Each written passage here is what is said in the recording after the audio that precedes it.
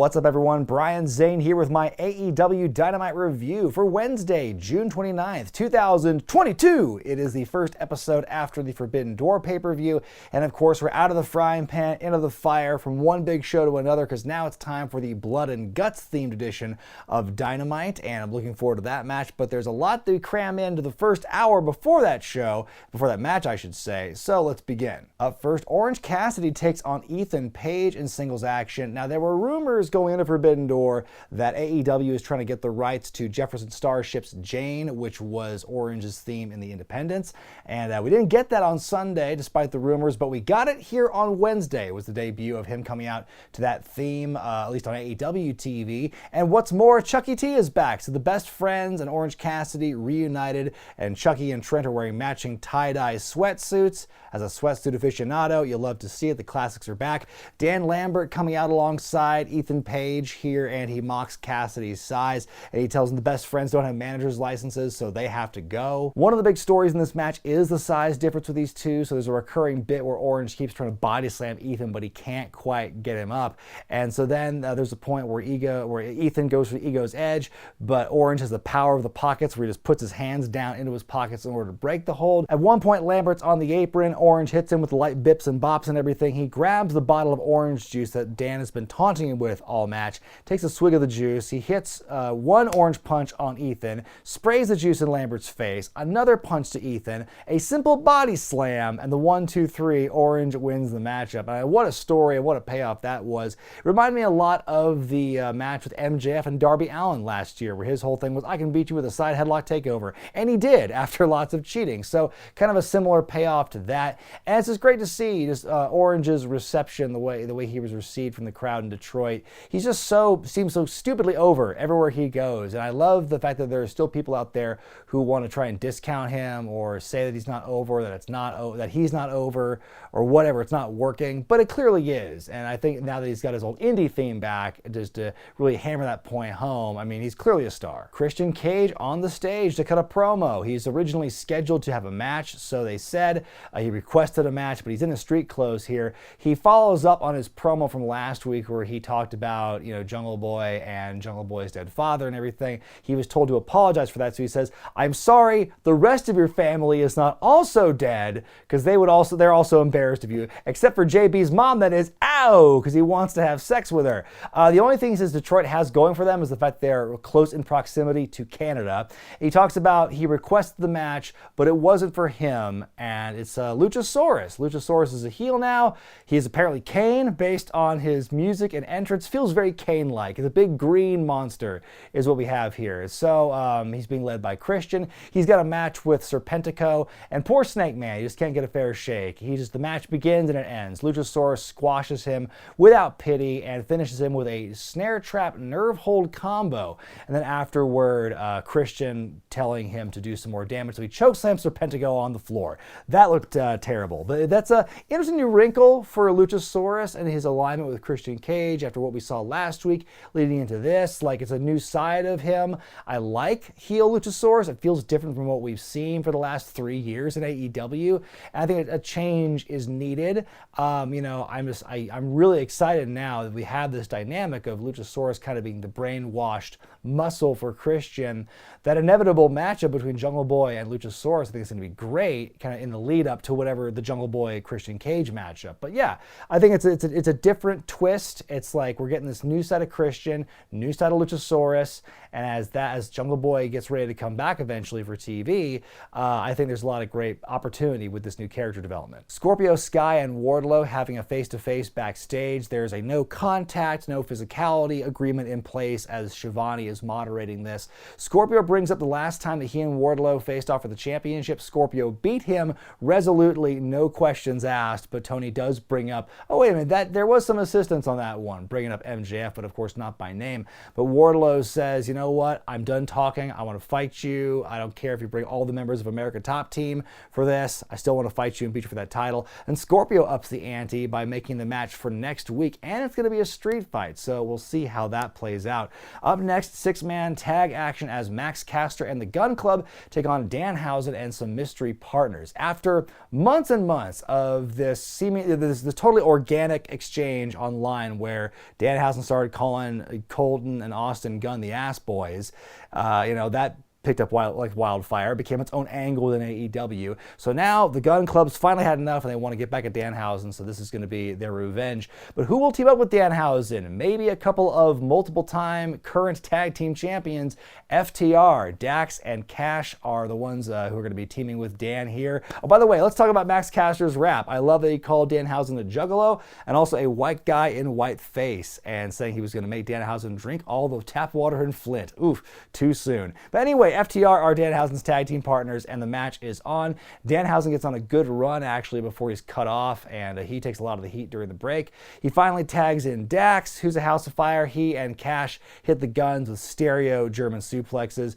Danhausen wants to go for the very nice, very Neville, but then Anthony Bowens, who's been in a wheelchair for a long-ass time now, I don't want to say months per se, but it's been a while, he gets up from the wheelchair and gets in the ring with a crutch, so he's not hurt anymore. He goes to attack Danhausen with the crutch, but he dinks Austin instead with it. So a big win for Danhausen and FTR, but then after the bell, there's a conflict between the Guns and the Acclaimed, and Daddy Ass himself, Billy Gunn, he's had enough and he shoves Austin down. He's tired of his own son's malarkey, and that's where the segment ends there. So maybe now the Acclaimed are Billy Gunn's new adopted sons. Interesting to see where that angle is going to go, because I've liked the dynamic with the Gun Club and the Acclaimed, and that whole thing it's been so silly, and I've loved every bit of it. And the whole joint intro they would have where Max would do the rap, Colton and Austin would say the wrong town name, and then Anthony Bowens would wrap it all up, Scissor Me Daddy Ass. That was all great, and the fans loved it, but now that dynamic seems to be going away, sadly. We get a video package of Sanjay Dutt and Jay Lethal. They still want a piece of Samoa Joe and that TV championship, and they want to make it official at ROH's return to pay-per-view July 23rd for Death Before Dishonor. Should be a good match, should be a good pay-per-view. Then we go to our next matchup as a TBS title match as Jade Cargill defense against Leyla Gray. Fairly short and simple match here. Leyla with a full head of steam to start things off, but she is snuffed out pretty quick.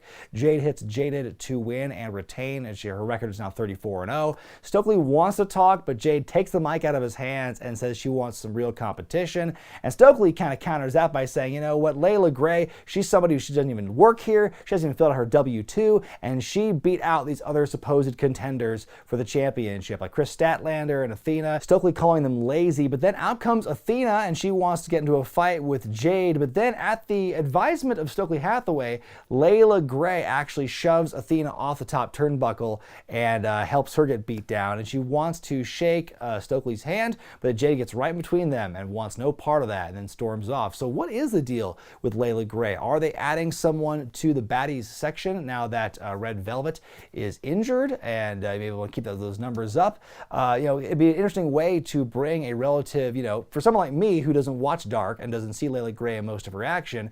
This is my first exposure to her, and if this is going to be her introduction into the main roster, so to speak, to be part of the Baddie Club, to kind of does a stopgap with an injury there, I think that'd be very interesting. We hear from the Young Bucks backstage. They are the AEW Tag Team Champions, but they're not very happy to be here because all their friends are hurt. Bobby Fish, Kyle O'Reilly, Adam Cole, they're all out with injury. Even Brandon Cutler's not filming this vignette. It's somebody named Fred, some intern apparently. But they do want a piece of Yoshihashi and Hiroki Goto this Friday on Rampage in a contenders match. So if the stars from New Japan beat the Young Bucks, then they get a chance at the tag titles later on. Speaking of Rampage, they're advertising a Royal Rampage this Friday night where it'll be wrestlers in both the rings, and the winner will get a shot at Jon Moxley for the interim AEW Championship. And then it's time for the main event. The whole second hour of this show is dedicated to the Blood and Guts match as the Jericho Appreciation Society take on the Blackpool Combat Club. That's Moxley, Wheeler Yuta, and Claudio Castagnoli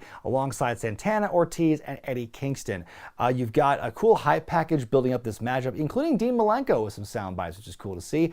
The Jericho Appreciation Society dressed like a boy band again, but now they're in all red. And my first thought was, oh no, why would they wear clothes where the blood wouldn't show up, because that is also red? Massive Eddie chants for Kingston as he makes his entrance for this matchup here. Regal on commentary, by the way, putting over how when he wrestled Jon Moxley, he lost an earlobe. When he wrestled Claudio Castagnoli, that was his last match ever. So he trusts these guys to really put the Jericho Appreciation Society away in Blood and Guts. Sammy Guevara and Claudio start things off. I love how Sammy hops from rope to rope ring to ring to kind of get away from him for a minute. Daniel Garcia and his bright red do-rag come in next. Wheeler Yuta comes to enter to even the odds, but in comes Jake Hager for the JAS team. We get that face-off with Claudio and Jake Hager. Yes, there's a "We the People" chant too when they fight, which is great. Moxley enters next with a chair. He makes Garcia the first one to bleed in this match by stabbing with a fork. I think everyone in this match, save maybe for Jake Hager, bleeds by the end of this thing. By the way, how does Hager get away with not bleeding? So during so many of these brawling scenario matchups he ends up being in,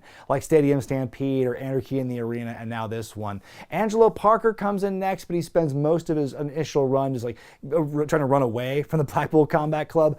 Ortiz shows up next, and then during the commercial break of all time, so not even during maximum eyeball viewage, Moxley just brings out Broken Glass, and I forget who he pile drives onto it, but somebody gets pile driven on Broken Glass.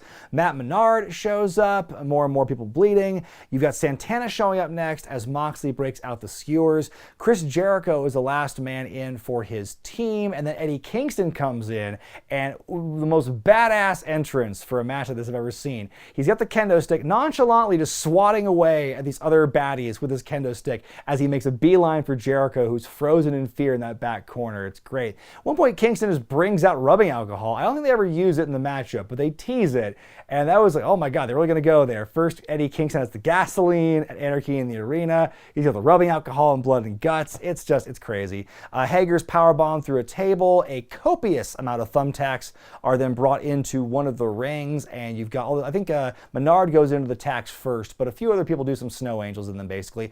Jericho and Moxley fight a lot in the thumbtacks in this one. Shades of their cage match they had in WWE many years ago, but far more violent. Jericho's just dragging Moxley around on his back, getting before the walls of Jericho, all over the thumbtacks and everything. At one point, Ty Conti tries to unlock the cage door, but then Ruby Soho, friend of Eddie Kingston, comes out and chases her off. You've got Kingston and Jericho fighting on the roof of the structure. Sammy Guevara joins them, and as Jericho is selling, Kingston throws Sammy off of the top of the structure and down onto a convenient pile of covered up tables. And I will say, the whole explosion of tables and the damage caused by that looked a lot better than when MJF threw Jericho off last year. Everyone just railed against that finish when you saw how blatant it looked like, oh, this fake set. You didn't have that in this one. They improved upon that spot tremendously this year, I'd say. Jericho and Kingston continue to brawl on the roof, and more people join them. Claudio with the giant swing on Jericho on the roof, which was great to see.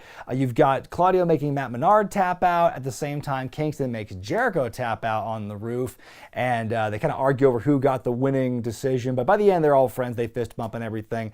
You love to see that kind of, a reunion of sorts, kind of a mending of the fences between those two and all the bad blood they've had. So yeah, Blackpool Combat Club and friends win the day here. What an absolutely fantastic, violent, insane main event that was. And I think it actually did elevate a lot. I think it was an improvement from last year's Blood and Guts match. It was more guys who kind of were in that wheelhouse, and I think it just played to their strengths in a big way. And it was a grueling hour spectacle, but man, it kept me on the edge of my seat. It was just a really fun match. Great way to close the show. My grade for the special Blood and Guts edition of Dynamite is an A. Of course, Blood and Guts on its own was magical and wild and probably one of the most intense main events you're going to see on TV this year. But I think the first hour also did a good job telling stories and making really fun moments. Of course, Christian Cage, Luchasaurus, that angle's been very interesting all of a sudden. A very validating episode for fans of the comedy wrestlers out there. Seeing Orange Cassidy doing so well and having a great match with Ethan Page to start the show. And then you saw Danhausen having his moment with FTR. The squash matches were what they were, but I think they were telling greater stories beyond that. So yeah, overall, very fun show. That second hour though, it's all blood and guts. And if you watch one thing from this week, that's your biggest takeaway. But the first hour did have some gems as well, I think. But what did you think of Dynamite this week, folks? Let me know in the comments section below. And if you haven't checked it out yet, I am on TikTok at Wregret Talk. We just surpassed 3,000 followers on that one. I'm very happy with that. We're having a lot of fun on the TikTok, so go check that out at your leisure. But folks, I'm Brian Zane, and I'll see you next time.